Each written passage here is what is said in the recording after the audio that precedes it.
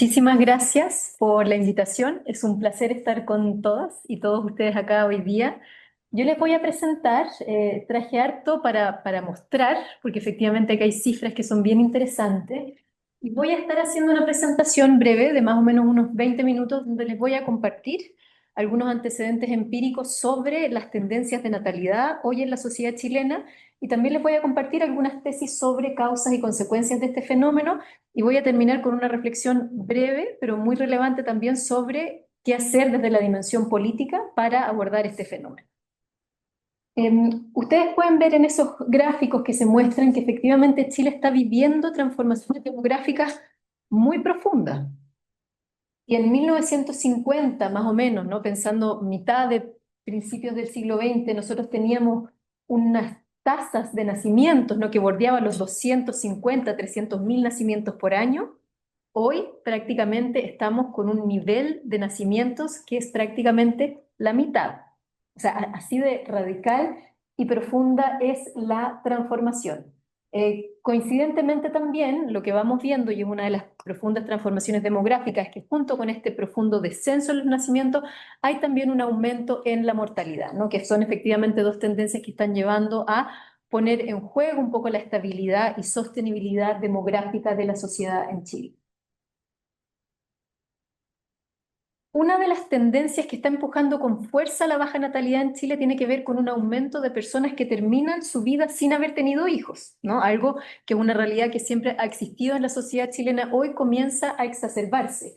Datos del último censo, por ejemplo, muestran que el porcentaje de mujeres entre 15 y 49 que termina su vida sin haber tenido hijos ha aumentado a prácticamente un 45%.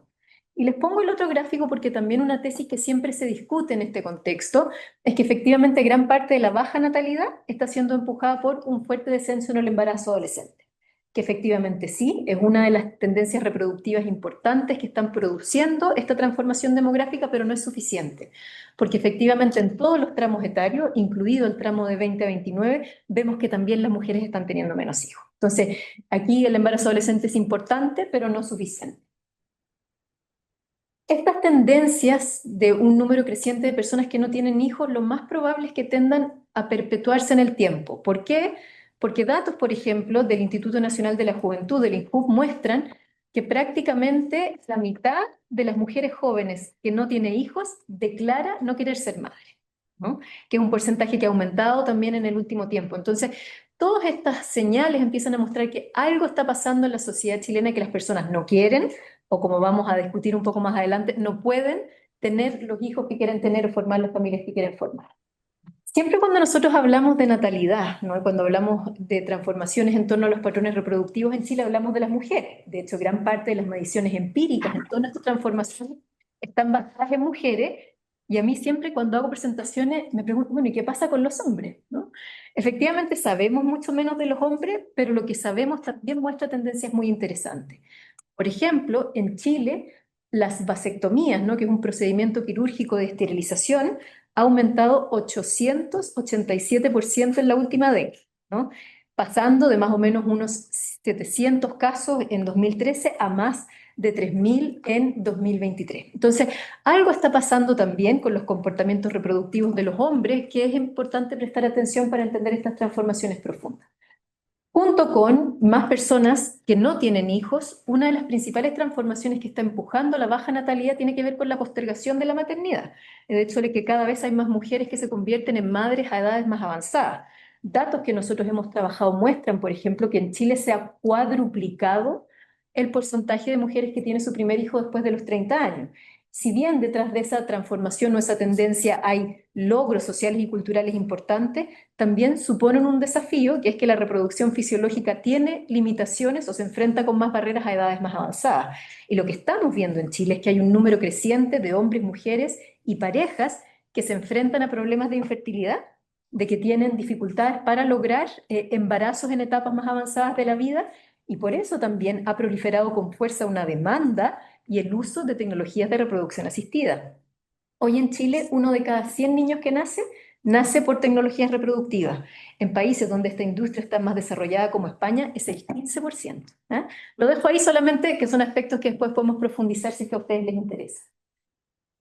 Una de las tendencias que también está empujando esta baja natalidad tiene que ver con una reducción del tamaño de la familia. No es solamente que haya más personas no teniendo hijos, sino que quienes también tienen hijos tienen menos hijos de los que se tenían antes, ¿no? En Chile era muy común en la década de los 60, de los 70 en adelante, que hubieran familias de 5, 6 hijos, era algo bastante común. Hoy eso es una práctica cada vez más poco común y vemos, como se muestra en la gráfica, que efectivamente es una tendencia, esa es una pregunta de la encuesta Bicentenario de la Universidad Católica, cómo el tamaño de las familias y el número de hijos que tienen las familias disminuyen, y lo que es también interesante en todos los sectores socioeconómicos, ¿no?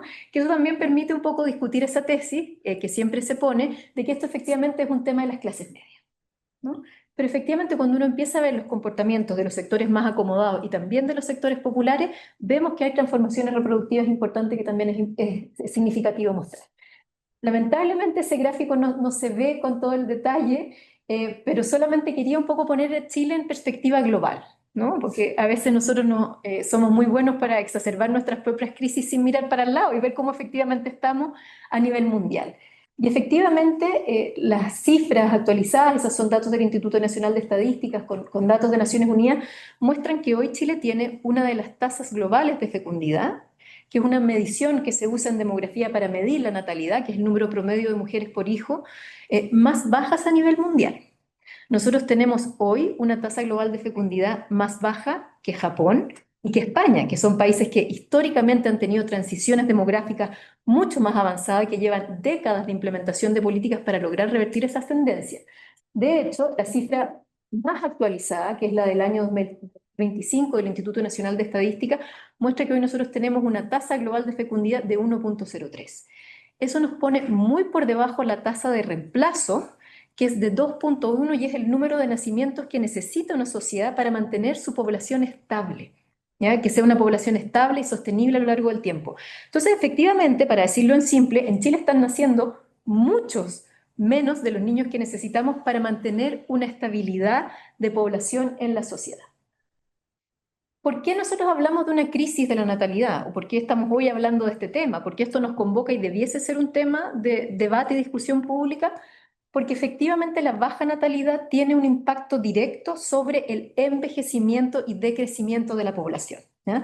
Uno podrá tomar distintas posturas políticas y normativas sobre la baja natalidad. De hecho, hay muchas en el debate público en Chile, pero hay un hecho que es inequívoco, que efectivamente si nacen pocos niños, nosotros tenemos poblaciones más envejecidas y más pequeñas, ¿no? Que tienden a decrecer con el tiempo.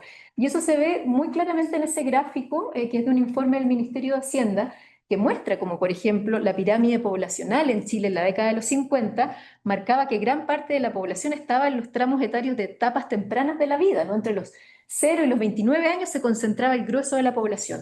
Hoy eso está empezando a cambiar y las proyecciones son que para el año 2050 gran parte de la población chilena va a estar en el tramo entre 40 y 60 años. Estamos hablando de una población crecientemente envejecida, lo que supone un montón de desafíos, ¿no? En los cuales no me voy a detener, pero que también podemos discutir más adelante. Solamente para ponerles un poco más de cifras, ¿no? Vemos cómo también la tasa de crecimiento en Chile va a llegar a un punto cero el año 2040 y cómo desde el año 2040 en adelante, específicamente en 2041, la población chilena va a dejar de crecer y va a empezar a decrecer. Es decir, vamos a superar el umbral de los 20 millones por un par de años y después vamos a empezar progresivamente a ser menos, ¿no? Esto, por supuesto, considerando que otras variables como migración, etcétera, se mantengan estables, que también es una pregunta interesante, especialmente en la luz de transformaciones recientes en los últimos años. Em, Generalmente cuando hablamos de la baja natalidad siempre hablamos de las consecuencias sociales, ¿no? Porque efectivamente esta baja natalidad pone una presión tremenda sobre sistemas sociales clave. Pensemos en educación, trabajo, pensiones, economía, cuidado, incluso salud. Todos nuestros sistemas sociales claves están basados en el principio de que van a haber nuevas generaciones que reemplacen a las generaciones anteriores. Eso es un principio que hoy está puesto en entredicho. Esto es un mensaje que puede parecer muy distópico, pero efectivamente hay distintas formas de adaptación. Lo importante es reconocer el escenario y tomar las medidas necesarias. Antes de pasar a comentarles las causas, solo un pequeño detalle. Siempre que hablamos de baja natalidad, hacemos la pregunta de por qué hoy las personas no quieren tener hijos. También hay que hacerse la pregunta de por qué las personas no están pudiendo tener los hijos que quieren tener. Hay evidencia reciente, por ejemplo, de un informe del Fondo de Población de Naciones Unidas que muestra que hoy hay muchas personas jóvenes que no están pudiendo tener los hijos que quieren tener, que quieren convertirse en padres, pero no pueden hacerlo, o que quieren tener 2 o 3 hijos, pero terminan teniendo solo uno. ¿Ya? Entonces, también lo que está puesto en juego en esta baja natalidad no es solamente la sostenibilidad demográfica de la sociedad, sino también a nivel más micro la posibilidad de hombres, mujeres y parejas de poder concretar sus aspiraciones reproductivas y sus planes familiares. ¿Cómo nos explicamos estas transformaciones muy profundas? Y aquí este es un mensaje que por supuesto es muy complejo, hay distintas variables, pero los agrupo en dos grandes conjuntos de explicaciones. La primera tiene que ver con un avance en términos de autonomía reproductiva y cambios culturales, ¿no? De hecho, la gráfica que está ahí muestra, y es bastante esclarecedora en mostrar cómo un aumento en el uso de métodos anticonceptivos correlaciona con no solamente una disminución en el número de niños que nacen, sino también en el número de embarazos no deseados. Vemos que también, por supuesto, hay mayor participación de mujeres en la educación y mercado laboral, también hay una disminución de la pobreza y crecientes aspiraciones de movilidad social. No puedo detenerme aquí en todos los aspectos que me gustaría, pero una de mis claves es que la baja natalidad tiene mucho que ver con la movilidad social. Si tú quieres consolidarte como alguien de clase media, si tú quieres ascender en la sociedad, si tú quieres que tus hijos sean mejores que tú, que vayan a la universidad, tienes que tener pocos hijos para poder tenerlos bien. Entonces, la baja natalidad tiene también un correlato en todos estos discursos en torno a la baja natalidad.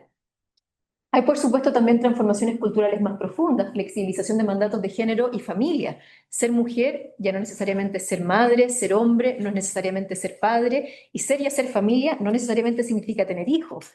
Algo quizás habrán visto ustedes en los medios o en las conversaciones sobre ascenso de familia multiespecie, ¿no? Que puede parecer muy anecdótico, pero que es una realidad empírica interesante. Y todo esto en el contexto, por supuesto, de procesos más amplios de modernización, individualización, etc. Sin embargo, también, y un poco la otra cara de la moneda, es una tesis que yo vengo trabajando el último tiempo, que es una tesis a la que he denominado infertilidad estructural, ¿no? Un concepto bastante usado, que quizás puede no gustarle mucho a los médicos, pero es un concepto que de alguna manera habla de un conjunto de condiciones sociales, políticas, económicas y ambientales que son adversas para poder formar familia. Esto no tiene que ver solamente con que hoy haya más autonomía, con que las mujeres puedan estudiar. Esto tiene que ver con que hoy hay condiciones estructurales que son difíciles para formar familia. Y esas condiciones son a su vez multidimensionales. Hay, por supuesto, las muy conocidas dificultades para conciliar trabajo y familia, pero están, por ejemplo, también las desigualdades de género. Mujeres que siguen enfrentando una gran penalización de la maternidad en el mercado laboral y una falta de redistribución de las cargas y costos del cuidado, por ejemplo, en el ámbito doméstico. Hay también una predominancia de una ideología de parentalidad intensiva. Hoy criar hijos es mucho más difícil de lo que era antes. Los estándares y expectativas han aumentado. Piensen cómo fueron criados nuestros abuelos, nuestros padres, nosotros mismos y las generaciones. Cómo se ha vuelto mucho más difícil ser una buena madre y un buen padre. También está el tema de la pobreza de tiempo. No hay poco tiempo hoy para pasar con los hijos.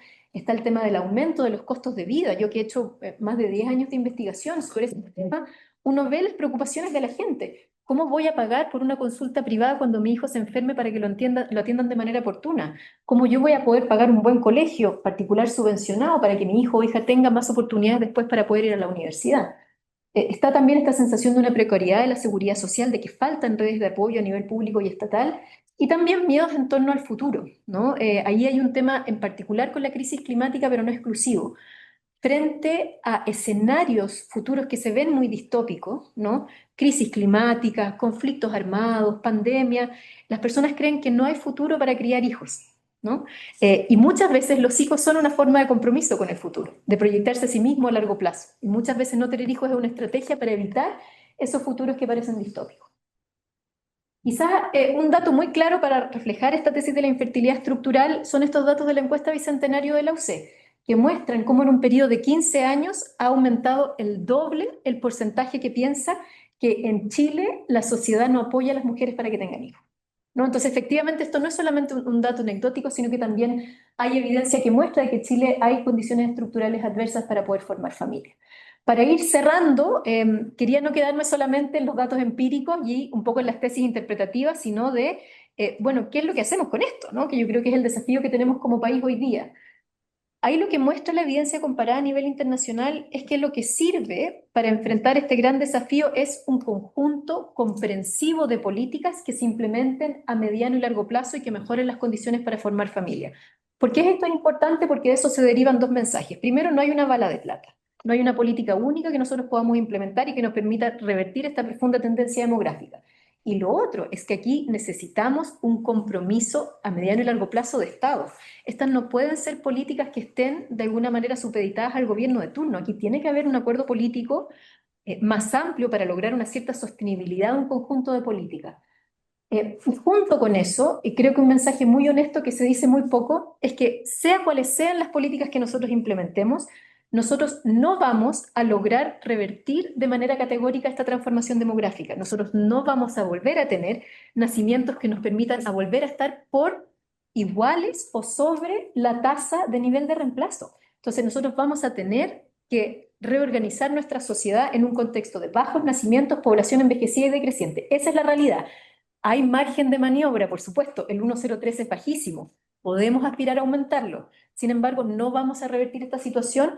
Entonces, otro de los mensajes claves es que tenemos que adaptar nuestros sistemas sociales claves de educación, trabajo, economía, salud, pensiones y cuidado a una realidad demográfica que llegó para quedarse. ¿Qué políticas sirven entonces? Aquí lo que muestra la evidencia comparada a nivel internacional es que la política que tiene mayor evidencia de respaldo es servicios de cuidado infantil que sean universales, gratuitos y de calidad, que estén disponibles al terminar el permiso postnatal de los padres y que tengan la misma duración de la jornada laboral. Por eso, por ejemplo, la discusión del proyecto de Sala Cuna, que hoy se está discutiendo en el Congreso, que lleva más de 20 años de discusión, es clave. Es un proyecto complejo que tiene muchas aristas, pero si uno lo mira desde los desafíos demográficos, es claramente un aspecto donde tenemos que avanzar como sociedad. Otro mensaje importante es que no todas las políticas sirven, y aquí también hay bastante evidencia internacional para demostrar que políticas, por ejemplo, como los bonos económicos, ¿no? Una asignación de un bono económico por nacimiento no es necesariamente efectiva porque tiene un efecto, pero ese efecto no se sostiene a mediano y largo plazo. Es decir, no logra transformar tendencia y además muchas veces se generan incentivos perversos para la reproducción. Países que han tenido agendas pronatalistas muy agresivas y que han dado, por ejemplo, bonos económicos, han tenido como consecuencia el aumento de los embarazos adolescentes. Entonces hay que tener muy en claro también cuáles pueden ser los efectos adversos de las políticas que se implementan. Y por otro lado, no todas las políticas tienen que estar enfocadas a que nazcan más niños, ¿no? Si una de las preocupaciones que la baja natalidad trae aparejada es que efectivamente pone una presión muy fuerte sobre la sostenibilidad económica de las sociedades, quiénes van a trabajar, quiénes van a contribuir económicamente a la sociedad, quiénes van a pagar impuestos, tenemos que pensar que todavía hay un segmento muy importante de la sociedad que no participa en la medida que puede hacerlo en el mercado laboral. Y ahí hay políticas, por ejemplo, de incorporación de mujeres al mercado laboral, donde también podemos avanzar. Eso era harta información, yo lo sé, pero quería dar un panorama lo más acabado posible. Les agradezco mucho su atención y quedo muy atenta a sus preguntas y sus comentarios. Muchas gracias.